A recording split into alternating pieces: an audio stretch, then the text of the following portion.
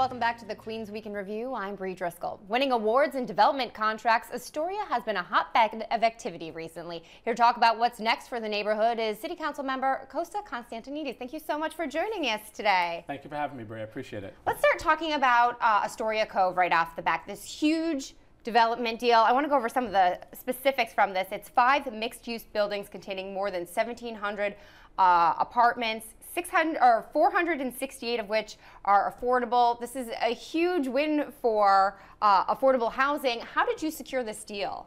Well, it was definitely something our community came to and said, Costa, we don't want to see a castle with a moat. We really want something that's inclusive and integrated in our community. And the number one concern they gave me is, Costa, we love Astoria. We want to be able to afford to stay here. And with this development, with this particular negotiation, it was tough. We had a good partner in the developer. We had our land use chair, David Greenfield, our zoning franchises chair, Mark Weprin, and through all of that, we were able to negotiate a deal that is one of the largest set-asides of affordable housing in the history of the city of New York. Do you think that this is going to set a new benchmark for development deals, that other developers are going to see this and be a little more amenable to having more affordable units in their developments?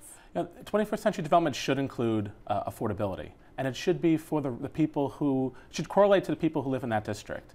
That's what we did at Astoria Cove. We ensured that at 3 different income levels that we were able to set aside affordable housing so everyone could look at this district and say, I can live in this. I can live this development. This is part of our community. It's not something that's set aside that's only for the ultra wealthy.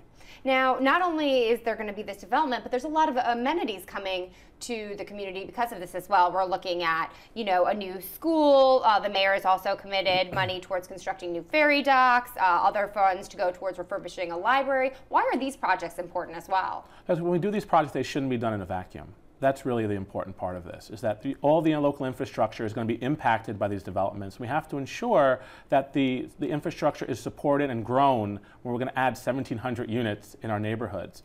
As far as transportation with the ferry dock, it's hugely important. Our waterfront has been underserved for a long time. We're surrounded by water, and yet we're not utilizing that resource for transportation, education, to move around our city and to make us more interconnected. That's why with this project we had to get a ferry dock.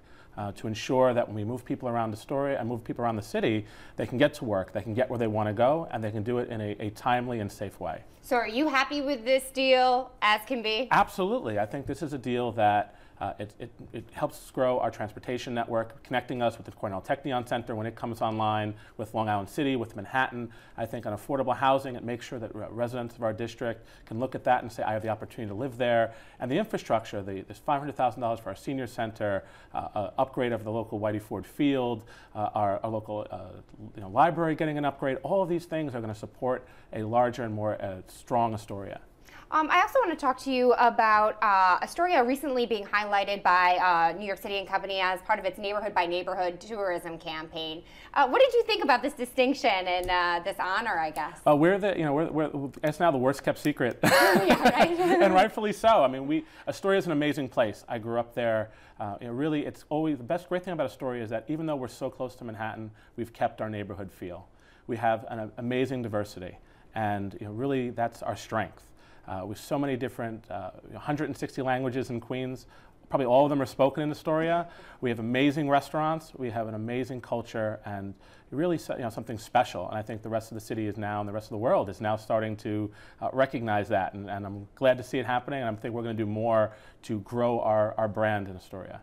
Now, Astoria just received this distinction the end of last year, but have you noticed an increase in tourism already? Are you seeing more people coming? Definitely. I mean, Astoria for a long time has become, has been and always has been now growing to be an amazing place. Now, you have really focused on environmental issues recently. What are your plans for this upcoming year? What do you hope to accomplish? Well, in 2014, we were able to pass the reduction of city emissions by 80% by the year 2050.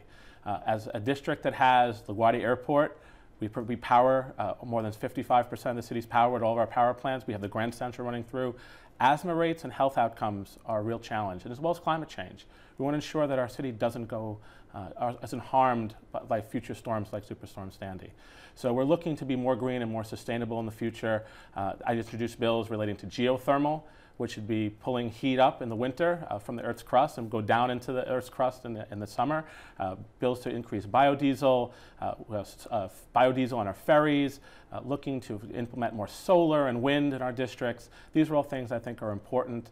Making our streets safer, better implementing Vision Zero, and ensuring that we can move down our streets, especially something like 21st Street that operates more like a highway than a street, making that safer.